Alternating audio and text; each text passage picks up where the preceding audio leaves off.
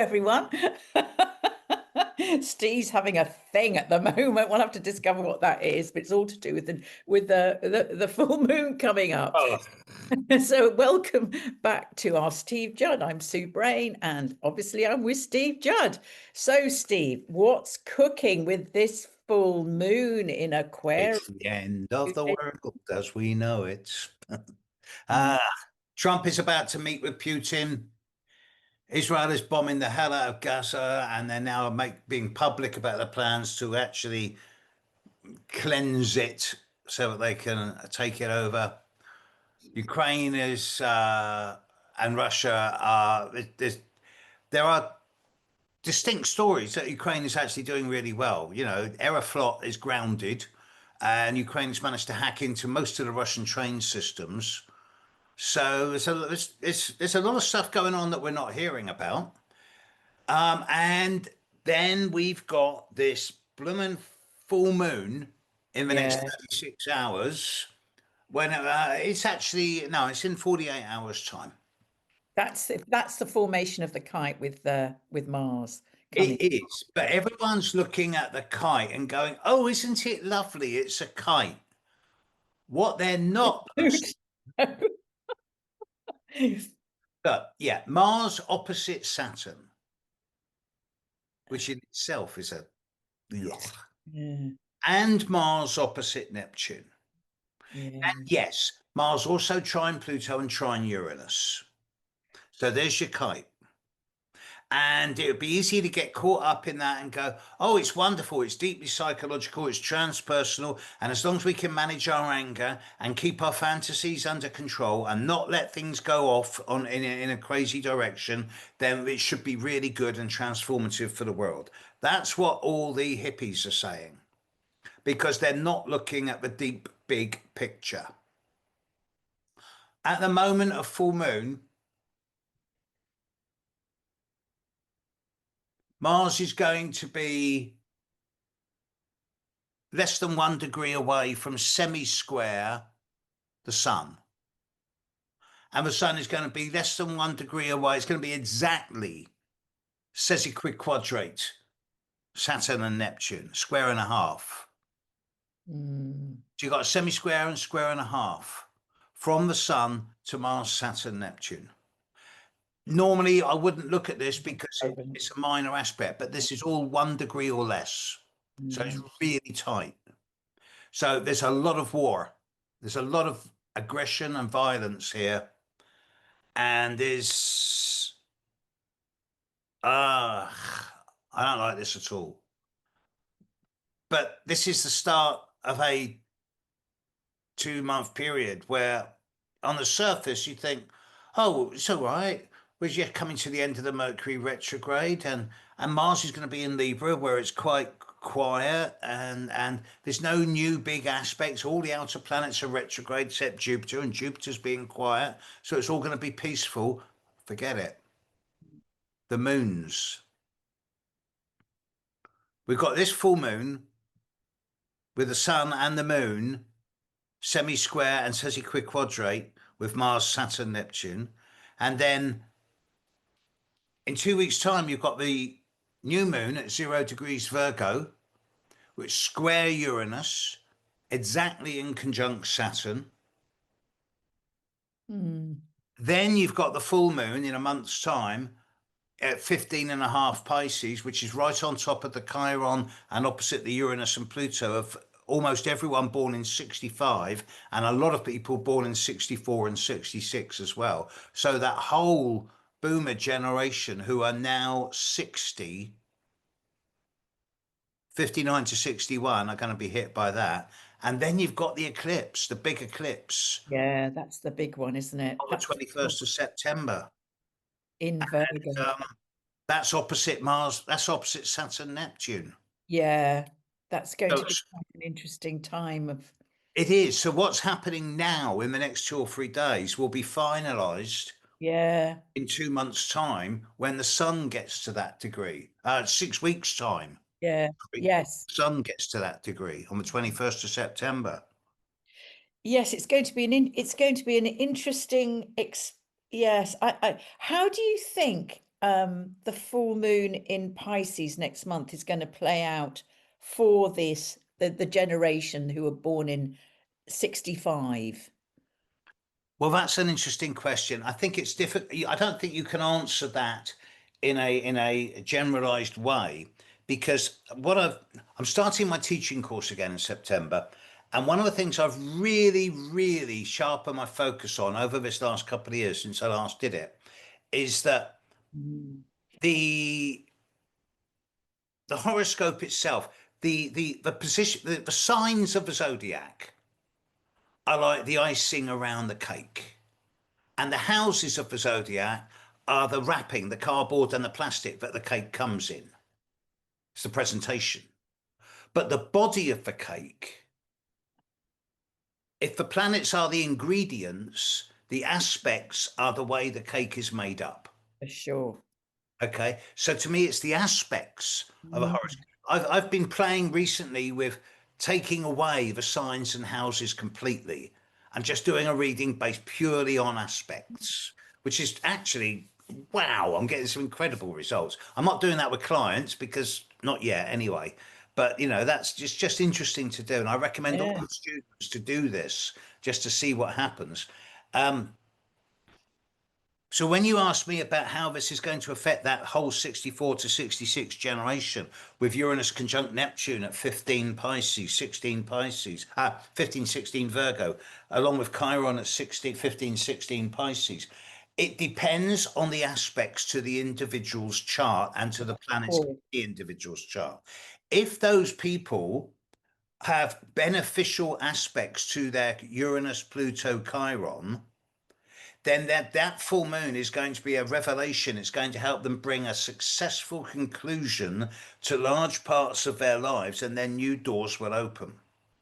And if there's a lot of difficult aspects to their Chiron, Uranus, Pluto, then that full moon is going to bring specific challenges into their lives, which are going to cause them to focus on specific issues in a way that will become increasingly yes, no, black, white. The Mm. majority of people will probably have both challenging and positive aspects to those planets. So I do see it as a kind of crises of confidence for a whole generation of people. 50 I'm, to yeah, 61.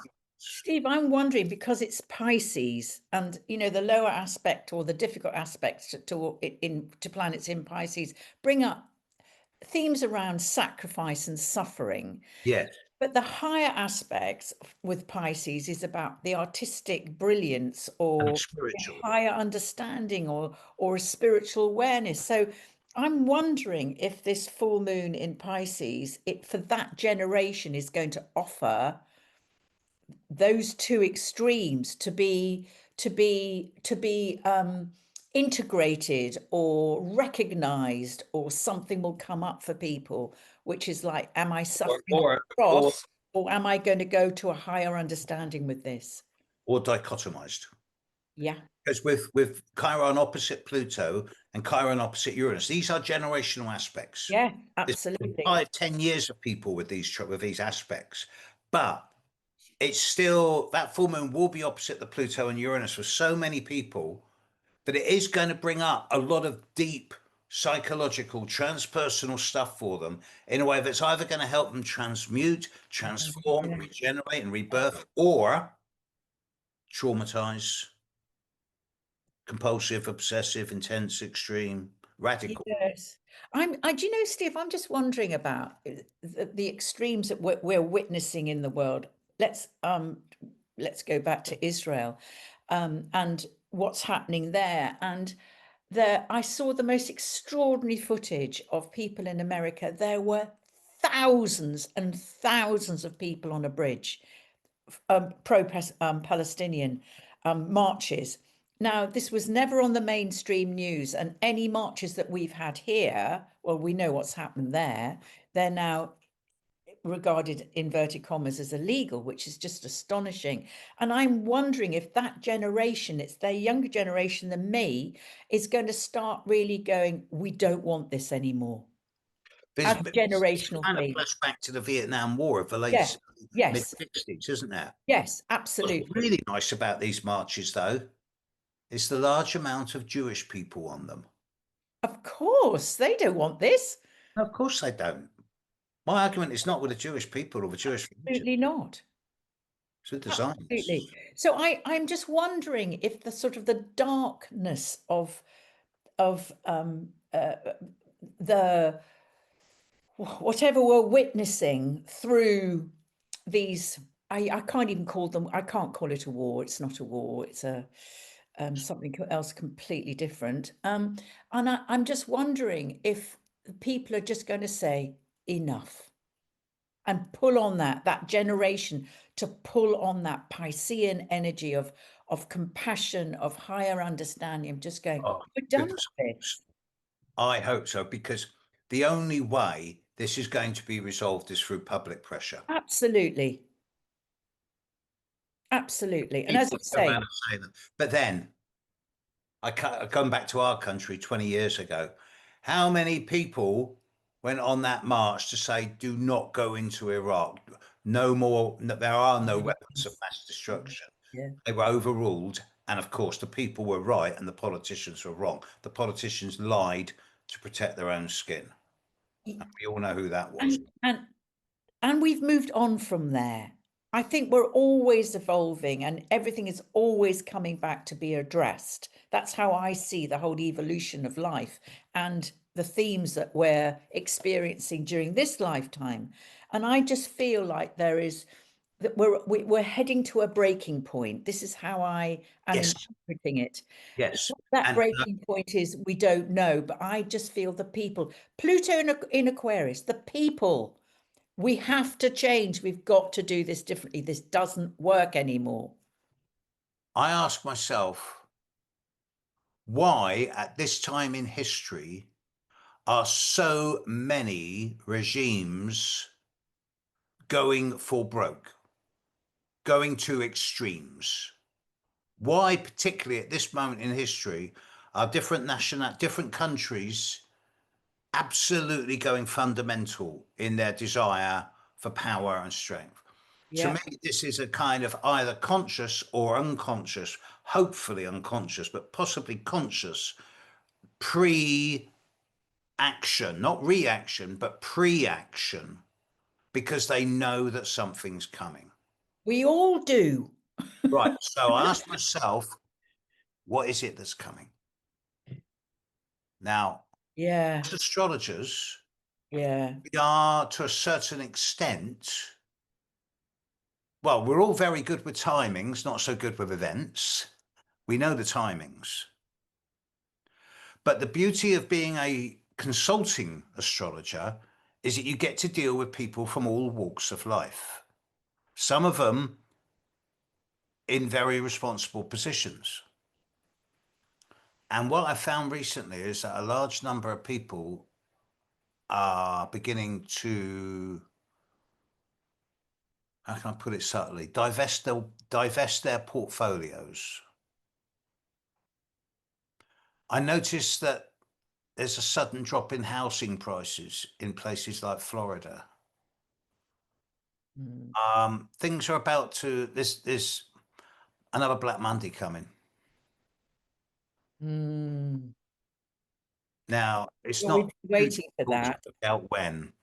Yeah, I mean that's Uranus going into Gemini, isn't it? I mean there is just this It's the Saturn explosion, Neptune conjunction as well. and the Saturn Neptune conjunction. But that they're all coming together with Pluto in that, in with those the trines and the sextiles, and there's something on the collective that is going to massively play out, which is majorly transformative. But it's got what I'm interested in, it's got this uh, the connection between a Saturn and which Saturn wants to ground things, wants to manifest things next door to Neptune, which is all idealistic. Solve everything. Oh, and then there's Uranus going, oh, hang on a minute. And I just think, Revolutionize it. yeah, but I think there's going to be an explosion of Yes. communication, of, I mean, Yes. just Look, boom. the long term here is brilliant. Yeah. Yes. But I'm really getting this image of a bottleneck. You know, Yes. it's like the hourglass, very thin in the middle, Yes. right? But then it expands. Yes. And that thin point will be the Saturn Neptune conjunction and the time around it. And that's what all these moons are leading us up to. Yeah. So this is just a preamble. Yes. So I was dealing with a client this morning, and they were saying, "Well, look, I'm going to buy a property in the next few months," and I'm saying, "Fine, but don't spend a lot of money on it, and don't plan on holding on to it for a long time." Um, to a certain extent, I would say to most people, unless you've got a lot of disposable income, and there are people with a lot of disposable income, I wouldn't be buying a property at the moment because I suspect that properties are going to be a lot cheaper Yeah. come April, May of next year. Well, everything's going to shift, isn't it? When finally all the outer planets settle into fire and air signs, and they're not. They're playing with us at the moment. They're going to and fro. But when Anne's 26 about to move comes, back into Pisces in a couple of weeks. So, yeah. absolutely. So we're just being played with at the moment. But boom, 26. That's the big shift. Um, yes, but all of these moons and the eclipses and this kite Cesi quadrate Yeah. square thing we're going through now, this is all knocking us in. It's knocking the rough corners off, and a lot of the dinosaurs are resistant to any change because they've had it the way they want it for so long, and now they're facing the reality that things are going to change. So they're grabbing everything while they can. Yeah. And I think the planet itself is really rebelling with these that massive volcanic eruption and earthquake in Russia, followed by another one. I mean, that's really interesting. I know there was this huge threat of a tsunami, which didn't happen, but I'm curious about that. And I think with the sexy quadrates, and there's a sort of sense of agitation, isn't there? Sitting underneath, I'm fine. But there is this unease, this, oh, I'm not so sure about this. This is uncharted Yeah. territory, but I don't want it to be. See, a semi-square is past the point of conjunction, which is a point of power, but it's not yet at a square where it's a Yeah, problem that needs resolving. So it's like a niggle or an itch you can't scratch. yeah, Especially quick quadrate is past the point of a square, which is the problem, which can then release energy to resolve it. But it's not yet at the point of opposition where it's like, okay, this is the way it is. Wrap yourself around it and learn how to live with it. So it's past the point of action, but not yet at the point of acceptance. So it's more like a frustration as opposed to a niggle. yeah, And there's a growing sense of both frustration and anger in the world at the BS that's going on in our name. And yeah. I do feel it's going to lead to some type of outpouring of protest, hopefully non-violent, or there's bound to be a few nutcases. Um, Mm. I also find it really interesting, just in this country, well, I presume in every country, but just in this country, in the last few weeks, the relatively large number of celebrities who have suddenly been charged with offences. Classic Every, case the other day. every week there's Yeah, somebody. power corrupts. Yeah.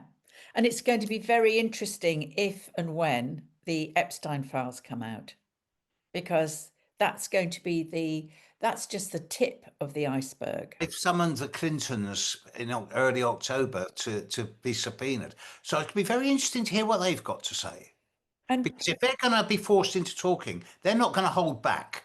no, they're not. And I think there's an awful lot of very wealthy, well-known people that were on the Lolita Bill Express Clinton's chart, having a good time. he's got Mars conjunct Neptune on the ascendant in Libra, Hmm. right? But they're all sextile his sun in Leo. Charismatic. Charismatic, enigmatic, but I don't think there's anything seriously corrupt there. Hmm. Fantasy, yes. I had Or nastiness. I have a wonderful friend who was a part of a long time ago when Clinton was the president, and she was in the White House press corps. And she said when he used to walk into the room, her knees used to melt. And she said, "Sue, honestly, I swear to God," she said, "lie down in front of the whole court." I said, "I would have done." He was that charismatic. She He's said, got it Mars was conjunct Neptune on the unbelievable. ascendant. You know, he's got that And that's aura. the Neptune sitting on his ascendant. Yeah. Mars, like this, you know. Okay, I'm here now. You can start. Yeah. And he's a Leo, of course. Yeah. Oh no, he's hugely charismatic. I mean, not so much now. He's looking a bit dodgy these days, but in his heyday, he was. She just said she used to just her knees used to melt. Whereas Hillary, I think she's either got a Venus Pluto square or a Venus Pluto conjunction. I think she's got a Venus Pluto square, Venus and Scorpio square, Pluto in Leo. And I believe she's a Scorpio off the top of my head from what I Yeah, remember. I don't know her Uh, chart. you know, Mm. She's a different kettle of fish. she wears the trousers. Oh gosh, yes. It's going to be very interesting to see what comes out, but I think that She will give the truth. I believe these people will tell the truth. well, they're at war. Trumpy and the Clintons now at war. They used to be best mates, Oh yes. going to each other's parties and things like that. And then, the war happened between her and They also Trumpy. subpoenaed the ex-head of the FBI, amongst other people, at the same time. So it is all going to come out. Yes, but yes, we'll just have to see how. It's going to be messy. But I think all of this is well, I think this the Piscean moon the Piscean moon next month. It's kind of it's the sort of the chaos, isn't it? It's that chaotic, nebulous, oh, what's true, what isn't, oh, that kind of vibe is going to come next month. I Yeah. just think it's going to be fascinating. Also, what I've noticed, because I was looking at this morning, is that once we're into September, October of this year, we then enter a 4 to 5 month long period where the moon is in a much more regular cycle. It's going to stay the same distance from the Earth. There's far less variation in its orbit. So that Mhm. means that for 4 or 5 months, the new moons and the full moons are going to be at the same degree in consecutive signs for about 4 or 5 months. So for 4 or 5 months, we're going to have full moon, new moons at 13 degrees of the sign, full moons at 13 degrees of a sign, new moons at 28 degrees of the sign. This 28, yeah. starts in September and runs through into the new year. So the 28s are really about finishing things off. I know they're not at the 29, but that it is this sense. So I wonder what's going to be these next 4 months. What is on the zeitgeist in the collective? What do we need to complete, let Well, go of, to do something different, to do it differently? And I got money on people going out in the streets. People are sick of what's happening. this is true. Now, um, we all know Trump's chart. There's no point in rehashing that. But a Yeah. subtle reminder here that if I'm right, and I haven't checked this, but I believe that both the Ayatollah Khamenei, the guy in charge of Iran, and Benjamin Netanyahu both have the sun at 0 to 1 degree of Aries, and possibly, yeah, the Ayatollah's is 0 1 Libra, or else 0 1 Aries. But I know they're both in that range. Yeah, yeah. Also, Going to be um, interesting, isn't I'm it? just finding myself looking at the horoscope of that nice Mr. Putin. Steve, before you do that, do you want to talk a little bit about 0 degrees Aries and why it's so important?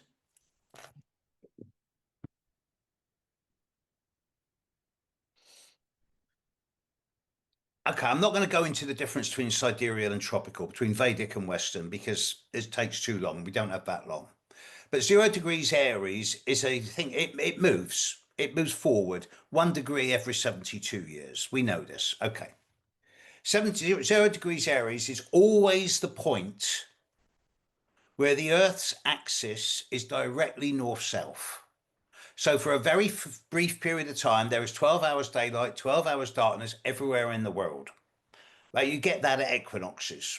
And 0 degrees Aries is the start of the new astrological year, of a spring equinox in the northern hemisphere, autumn equinox in the southern hemisphere. It's the start of the whole zodiac. It's the launch point.